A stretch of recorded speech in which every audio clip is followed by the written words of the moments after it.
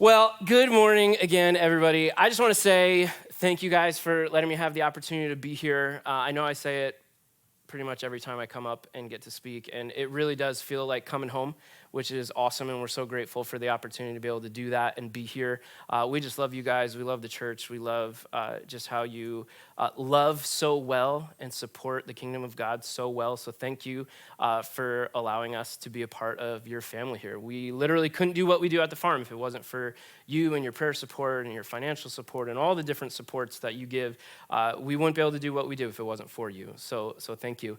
You know, Pastor Jeff, we did joke because I haven't been here for a little while now, and that is because I've learned some things since moving to a farm. I was not a farmer in the slightest. As you can see, I'm a skinny jean wearing city boy. And so I'm trying to figure out how to be an accidental farmer down in South Jersey. And I learned a couple things. And I learned first that it's not so easy to leave the farm.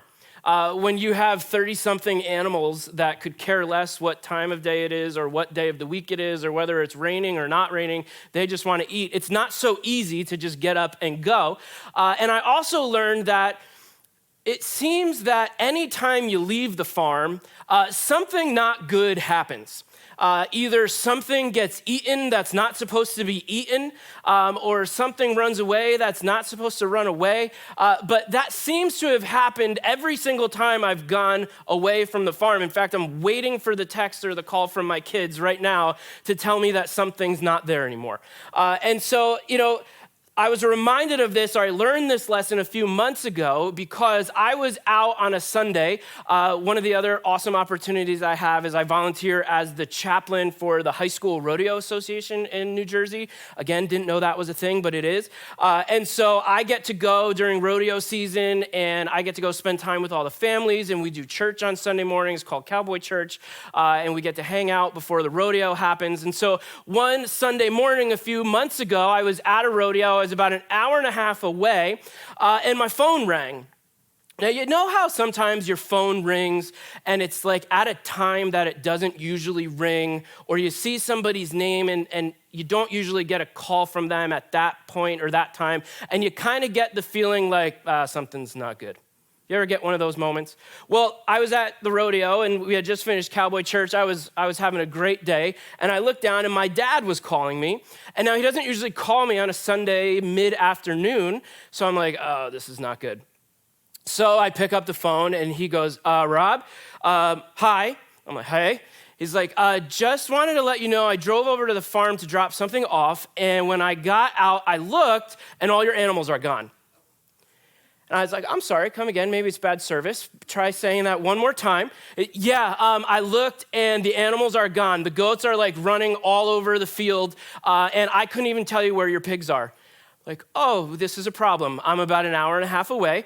And I was like, well, do you know what's going on? He goes, yeah, I chased some of them on the lawnmower, and I got them back, and I can only imagine watching my dad. If you know my dad, it's just... You could make a reality show about him, but nobody would believe it's real life. My dad's like, I chased them on the lawnmower, and I got some of the goats, and I brought them back to the pen, and you forgot to close the gate. I'm like, wait, what? He's like, yeah, they just walked out because you forgot to close the gate. The gate was wide open. Now, the other thing that I've learned on the farm is that the gate is probably one of the most important things on the farm, because the gate keeps the things you want in, and the things you don't want in, out. And so that morning, I was in a rush because I couldn't wait to get to the rodeo. I couldn't wait to do Cowboy Church. I couldn't wait to do all those things. And so I had to feed everybody because they wanted to eat. They always want to eat. And so I'm rushing around to feed them. And in my rush, what I forgot to do after I went and fed the animals was close the gate. And so it was only a matter of time until the animals were like, hey, now's our chance. And they walked right out of the gate. Thankfully, we found most of the goats. Unfortunately, I wish we didn't have to find them all, but we found most of the goats, and the pigs decided to take a walk about a mile away to the horse farm, and they were hanging out with the race horses, so my dad and my other friend had to go pick up a truck and drive about a mile away to the other farm and throw my pigs in the back of their truck just to bring them back. And I realized, hey, Rob, life lesson, you need to close the gate, and you got to check your gate. And so now a new part of my routine every single morning and every single day, multiple times throughout the day at the farm, is to check my gate. Because otherwise the things that I want to be in there won't be in there.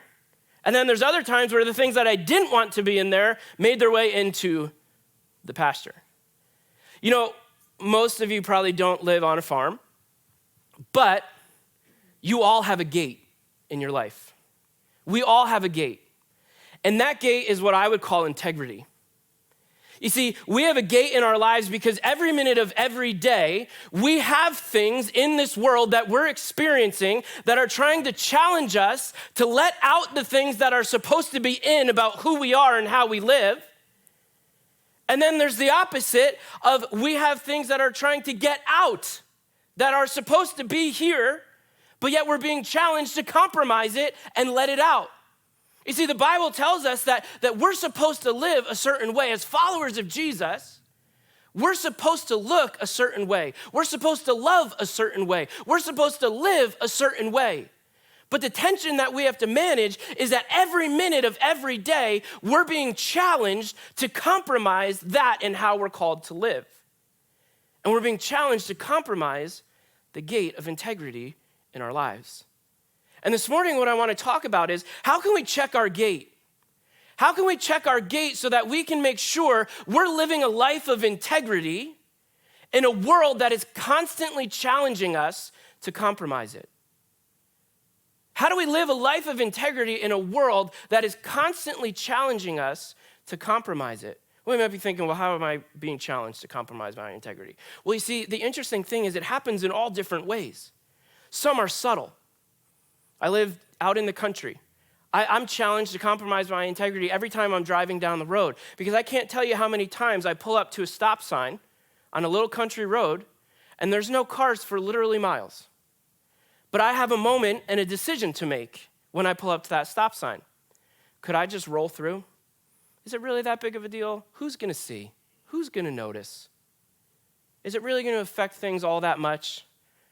Or will I live with integrity and say, no, the sign says stop, I need to stop, whether someone's here to look or not? That's a small one. But you see, some are subtle, some are not so subtle. Maybe you're at your job and you want a promotion. And you know if you could finish this project a little faster, for a little cheaper, then maybe you'd look a little bit better in line for the promotion. And so you think, well, if I just cut this corner over here, nobody will know. Will it really make that big of a difference? And then maybe I'll look a little better over here. You're faced with the moment. You're challenged to compromise your integrity or to stand strong in it. You're married. Well, my spouse just isn't doing it for me anymore. So if I just look at this, or if I just talk to them over here, is it really that big of a deal? Nobody will know. And maybe I'll get my needs met in that way.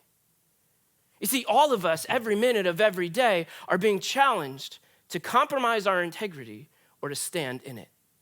And this morning I want to talk about how can we stand strong?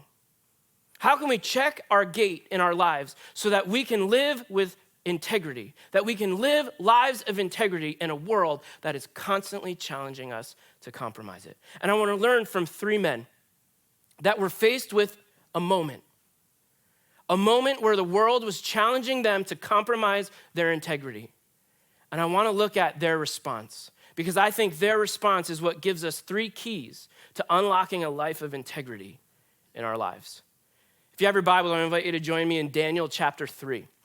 Daniel chapter 3. Now we're going to jump in. This is a long moment, a long story. So I'm going to sum up the first few verses for us to give us an idea of where we're going, and then we're going to unpack a few verses along the way. So what's happening in this moment is there's a king, and this king's name is Nebuchadnezzar. Now, Nebuchadnezzar was a huge fan of Nebuchadnezzar. Like, he loved himself. Like, he believed he was God's gift to the world. And so Nebuchadnezzar one day decided, hey, you know what? There's just not enough of me to go around. Like, the world just needs more of me. And so he thought, well, I can't reproduce myself, but what I can do is I can create this statue so that everybody can just see how amazing I am.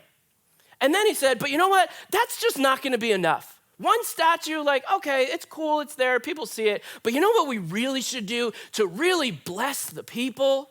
We should give them the opportunity to worship me. That would really be great for them. And so Nebuchadnezzar, he built this statue. And then he decided, okay, so what we're gonna do is throughout the day at these different times, we're gonna have some music play. And no matter where people are in the region, no matter where they are in the land, they're gonna stop, drop, and worship me. So that's what Nebuchadnezzar decided. But then he thought, you know what? We gotta have some, like a fail-safe in this, because what if people don't understand how great it would be to worship me? So he said, here's what we're gonna do. We're gonna make a decree, we're gonna make a law. And that law is gonna be that if you don't stop and worship me, we're gonna murder you. Now you read it and you think that escalated rather quickly. But think about it. Talk about not checking your gate, Nebuchadnezzar. Think about how this man went from, I'm a king, to now everybody needs to worship me. You know why? Because he didn't check his gate. Because he compromised his integrity. Because he didn't live the way that God was calling him to live. And so they make this decree, they make this rule, they make this law that says when the music plays, everybody stop, drop, and worship.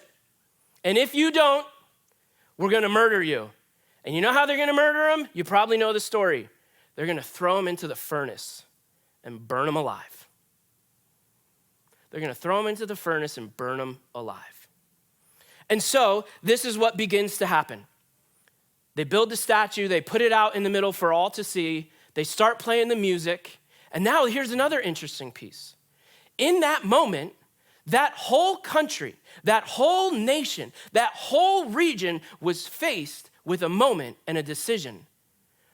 Will I compromise my integrity or will I stand strong in it? Now, what we know is for 99.99999% of that group of people, they compromised their integrity. Because the Bible said the music played and everybody would bow down and worship. But see, here's the thing. It wasn't 100% of the people. There was 3 men that decided, nope, we're not gonna do this. Now you can imagine what happens in Nebuchadnezzar's mind and in his heart, because what goes on is while everybody's bowing down in worship, some of the rulers come up to Nebuchadnezzar and they say, hey, we gotta let you know something. There's these 3 guys that are not bowing down. There's these 3 guys that have said no to the decree that you just put before them.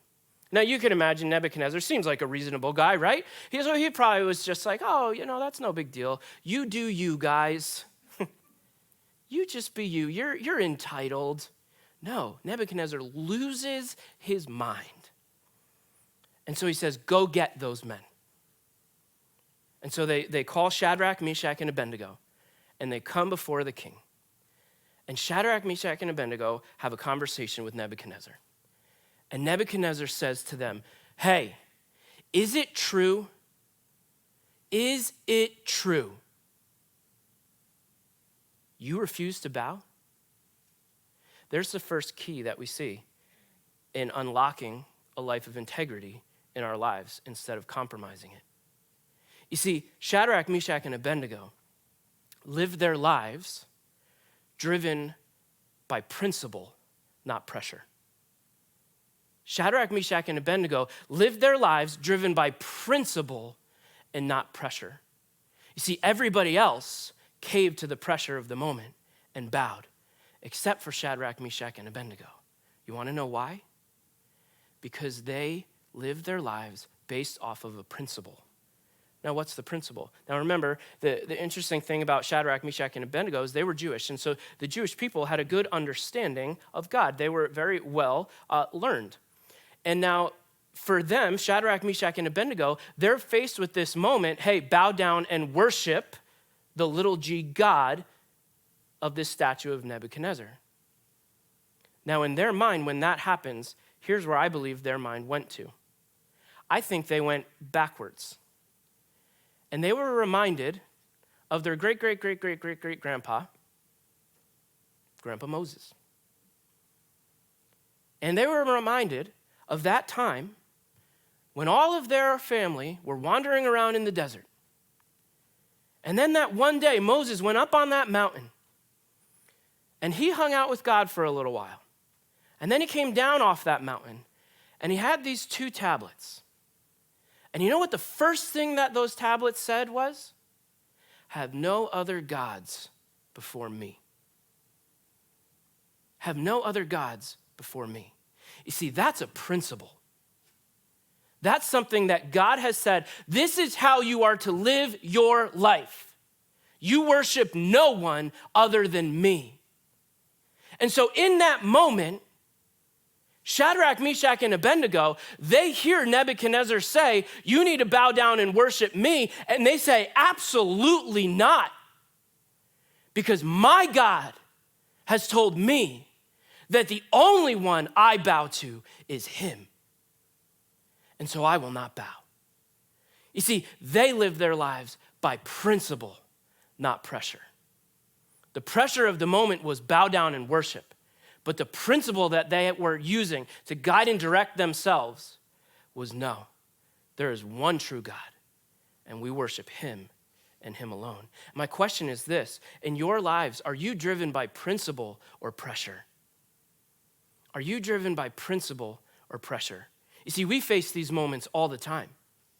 We face these moments where we have to decide, will I do this? Will I live that way? Will I make that decision? Or will I live my life based off of the principles that God has given me in this book? See, I think a lot of us, we compromise our integrity when we live by pressure, not principle. I remember a while ago, I was talking to someone, and he was a big-time investor. He worked for one of the largest investment companies in the world. They invested billions upon billions upon billions of dollars. And I was just talking to him one day, and we were talking about kind of the process about how they would choose to invest money and things like that. And he says that, and he told me that they would have people come to them all the time. They were the biggest investment firm ever. And so all of these people wanted them to invest their money. And so these people would come and say, hey, I got $50 million. I want you to invest it for me and turn it into $100 million. Now, in that moment, my friend was faced with a decision.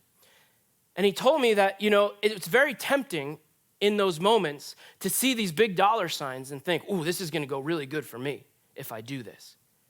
But he's like, we decided a long time ago as a firm that if we can't determine that the money that they're trying to invest was earned in an honorable way, we won't take them on as a client. Because we are not going to take someone's dishonesty and exploit that for our own gain. But you see, in that firm, they're faced with a moment almost every single day because they would look really good if they took all of this money. The bosses up above and they would say, hey, way to go, new client, tons of money for us, good job. And it would be really easy to just look the other way for them and say, well, let's not ask where the money came from. Let's just take it because it'll work out real good for us. But they said no, because our integrity as a firm and as men and women matters more than a dollar sign.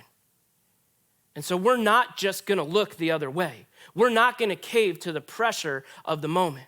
We're going to live our lives based off of the principles that God has put before us and how he wants us to live. And I wonder, do you do the same? Do you live your life based off of principles or pressure? Principles or pressure? Well, if I just cut this corner at work, it's not going to be that big of a deal. Well, if I just look at this thing, it's really not going to impact my relationship that much. If I just cheat over here, it really won't be that bad. It's really just between me and the screen. principle or pressure? Now, here's the interesting thing. Remember I said that for Shadrach, Meshach, and Abednego, they knew the principle. You see, I think for a lot of us, the reason that we cave to the pressure and compromise our integrity is because we haven't taken the time to understand the principles. You see, a lot of us will say, I didn't know what God wanted me to do. And so, the reason we don't know what God wants us to do is because we don't take the time to learn what he wants us to do. And so you can't expect to live your life based off of a principle if you don't even know what the principle is. Shadrach, Meshach, and Abednego, in that moment, already knew what God was going to have them do. They didn't wait to say, well, this is a predicament. I wonder what I should do now. They said from the beginning, because they had done the work over here to build their life off of God's word. And so when the moment came and the match was lit, it didn't matter because they already knew how God would have them respond. And church, this is something that has been so strong on my heart for so long now because we talk with people almost all day, every day. And they come to us because they make decisions and it goes the wrong way because of the decision that they made. And they say, I just don't get it. The reason that they don't get it is because they haven't gotten it. Because they haven't taken the time to understand how God actually wants us to live our lives. And so we just give in to the pressure of the moment. I mean this with all due respect, but I think one of the biggest reasons our world looks the way that it looks right now is because each moment that people are faced with, we use to create this new thing of, okay, you just go do that, that's fine. You can just go do your thing. You can act that way. You can talk that way. You can live that way because that's you. You do you. You go live that life. When the reality is, God has said, no. This is how you're supposed to live. Not like that. And our world looks the way that it looks because we've been caving and compromising to the pressure of the moment every minute of every day instead of standing on the rock and saying, these are the principles that God has given me to look the way he wants me to look and live the way that he wants me to live and love the way that he wants me to love. And it doesn't matter what the pressure is going to be over here because my life is built on this. And that's what happened to Shadrach, Meshach, and Abednego. And so they say to Nebuchadnezzar, yeah, it's true. We won't bow. And Nebuchadnezzar is furious. And so he says, that's it. Fire it up, baby. So he tells them to turn the furnace up. They're going in. And he's so furious, he tells them, hey, turn it up as hotter than it's ever been. And so they say, okay. The people turn up the furnace. And Nebuchadnezzar comes back, and he comes to Shadrach, Meshach, and Abednego. And he said, do it. Worship me. Worship me. One last chance. And he says, if you don't, we're going to throw you into that furnace. And what God is going to be able to save you then? Is what Nebuchadnezzar says. Now look at verse 16. And look at what Shadrach, Meshach, and Abednego said. It says, they replied to him, King Nebuchadnezzar, we don't need to defend ourselves before you in this matter. If we are thrown into the blazing furnace, the God we serve is able to deliver us from it. And he will deliver us from your majesty's hand. But even if he doesn't, we want you to know, your majesty, we will not serve you or your gods and the image that you have set up. Can you imagine this moment? You know, sometimes I think we look at this story as a cute little kid's story. If you grew up in church, I guarantee you have a coloring sheet somewhere of these three men in a furnace that you colored and came home and were very excited to show mom and dad. Look at this cute little story that we learned about in Sunday school today. Think about what's happening in this moment. It's funny, I was talking about this very topic at Cowboy Church a few months ago, and I had some family that were there with me, and they brought their sons who were like 3 and 4 years old. And afterwards, they came up to me. They're not believers. They don't go to church, but they came to Cowboy Church. They wanted to check it out. And so they don't know a lot of these stories. But my family member came up to me and he goes, Rob, little heads up next time. He's like, my kid just said, Dad, they burned people alive? But you see, we look at this as this cute little story with a coloring sheet and 3 points to make us feel better tomorrow. But this is a story of rage. This is a story of torture. This is a story of anger and fear. And you know what? That's the same story that happens in our lives when we're faced with the moment to compromise our integrity or stand strong in our identity and who God has called us to be. It's not going to be pretty. It's not going to look good on a coloring sheet. It's going to be messy, and it's going to be ugly. And in that moment, we have to make the decision. Will we bow, or will we stand? I love Shadrach, Meshach, and Abednego's response because what they said was, listen, Your Majesty, we will not bow. Because we know that our God is able to deliver us from the furnace. But even if he doesn't, we still won't bow. There's our second key of how we live our lives based off of integrity instead of compromising it. And that is this. We need to have an even if mindset, not an or else attitude. We need an even if mindset, not an or else attitude. You see, I think a lot of us will say, well, I'll live with integrity as long as, God, you do this for me. So I'll have that integrity, but God, if you don't do it, I'm out of here.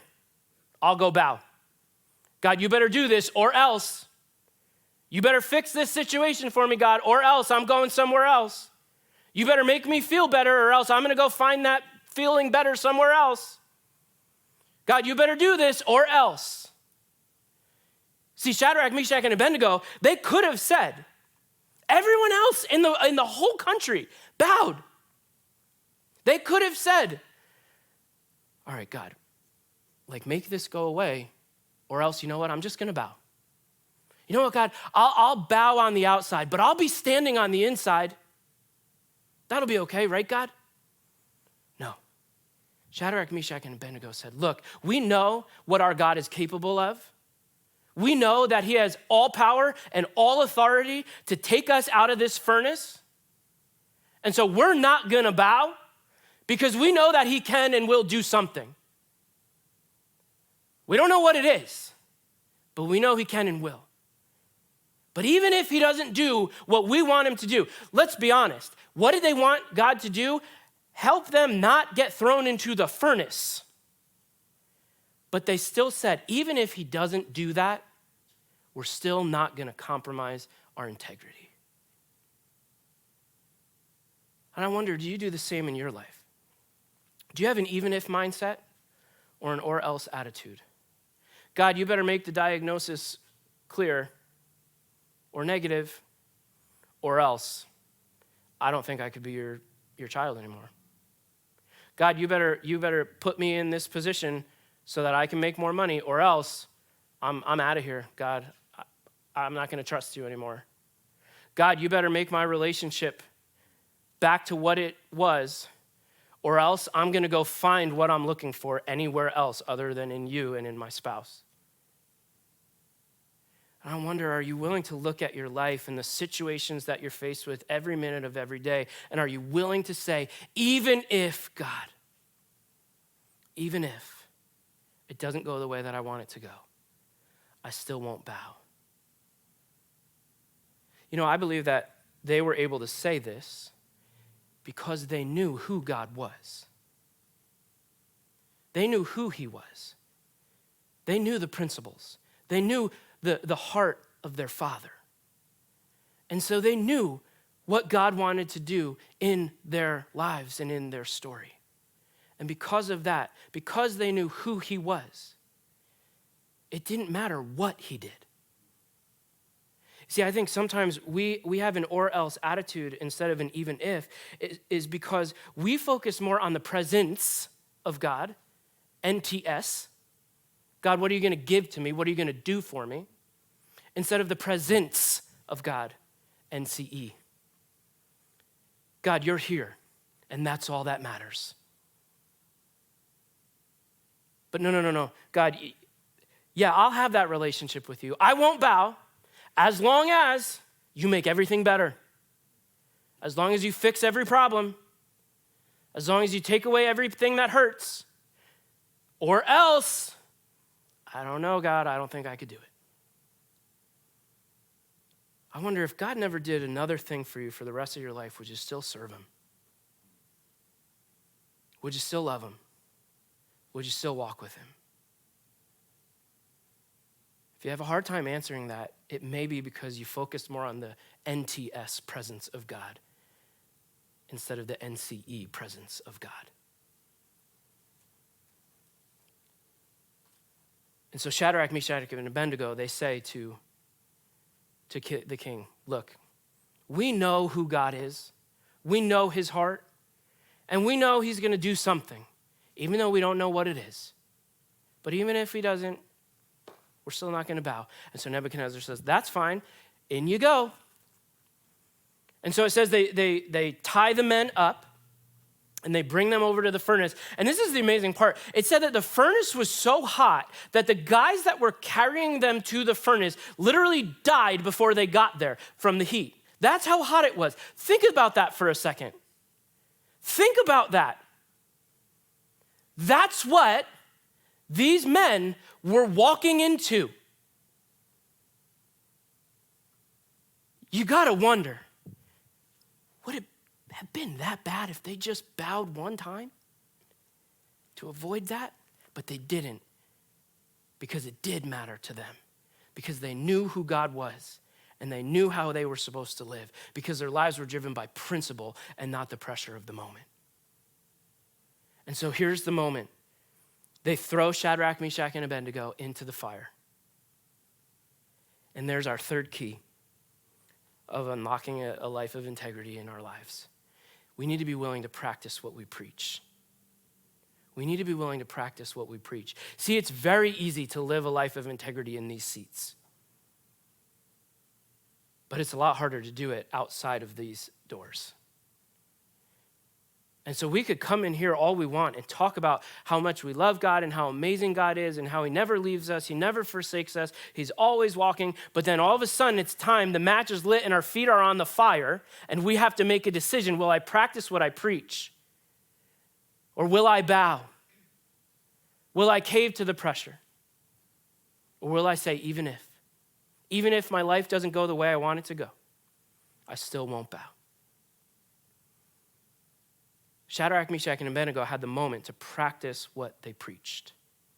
And look at what happened. It says they threw him in the fire.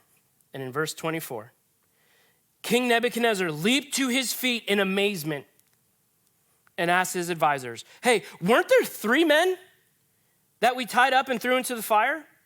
And they replied, certainly, your majesty. In verse 25, he said, look, I see 4 men walking around in the fire, unbound and unharmed. And the 4th looks like a son of the gods. Nebuchadnezzar then approached the opening of the blazing furnace and shouted, Shadrach, Meshach, Abednego, listen to how his language changed. Servants of the Most High God. What just happened? Remember the beginning? Who did he say the God was? Himself. Now what is he saying? wait a minute, there's something more here. Do you see when we live with integrity and when we refuse to bow, when we have an even if mindset, do you see how people's eyes are shifted and hearts are changed to see their Father? That's what happens when we live with integrity in our lives. But it only happens when we practice what we preach. You see, I think a lot of us think that integrity is formed on the mountaintop, but the reality is integrity is formed in the fire. And so many of us are just begging God every minute of every day to take us out of the fire instead of asking God to help us see that he's in the midst of it with us. You see, the interesting thing about God is this. He's not always going to take you out of the furnace, but he's always going to be with you in the fire. He's not always going to take you out of the furnace. Will he at times? Absolutely. Does he want to do it? Absolutely. But you know the one thing that you can take to the bank is that no matter how hot the fire, you're never going to be standing in it alone. And that's what Nebuchadnezzar saw. And so it says they pull him out. And this is awesome because I think sometimes God just likes to show off, and he's God, so he can. So they pulled Shadrach, Meshach, and Abednego out of the fire, and it says that their clothes weren't even singed, and that they didn't even smell like smoke. Now remember, the men that threw them in the fire are still dead on the ground. But yet these guys were just in the fire, walking around. And then they walked out of the fire. And it said they didn't even smell like smoke. You see what happens in our stories when we go through the fire with our Father? You see what he can do? You see how he moves? You see how he protects? That's your Father. And just as much as he wanted to be in the fire with Shadrach, Meshach, and Abednego, he wants to be in the fire with you today. I don't know what your fire is. I don't know what your moment is. I don't know what your furnace looks like. But one thing I do know is you all have one. I have one. Every person walking this planet has a furnace in front of them and a statue that we have to choose, will I bow or not? And if we want to live the life that God has called us to live, we need to be sure. We need to be sure that we practice what we preach.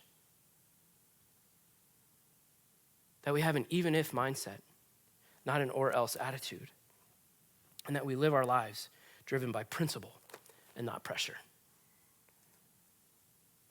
And I wonder, where are you at this morning with your furnace? Are you standing or did you bow? You know, it's interesting. I was studying this passage, and you know, for us, the whole idea of a statue, it seems kind of crazy, like that's a little conceited. But in that time, everyone had statues. All the different religions, all the different people groups, the Babylonians, the Assyrians, the Egyptians, they all used these images as a form of worship. And the reason that they would do that was because it was their attempt to make an invisible God visible. That's what they would try to do. They would make these statues as a way to put kind of legs or a face to something that's invisible. You know what I find amazing? God never made a statue. But you know what he made? Us. You know when Nebuchadnezzar found God? When he saw Shadrach, Meshach, and Abednego living the life that God had called them to live. Now, suddenly, an invisible God became visible to Nebuchadnezzar. And now, he said, wait a minute, there's something different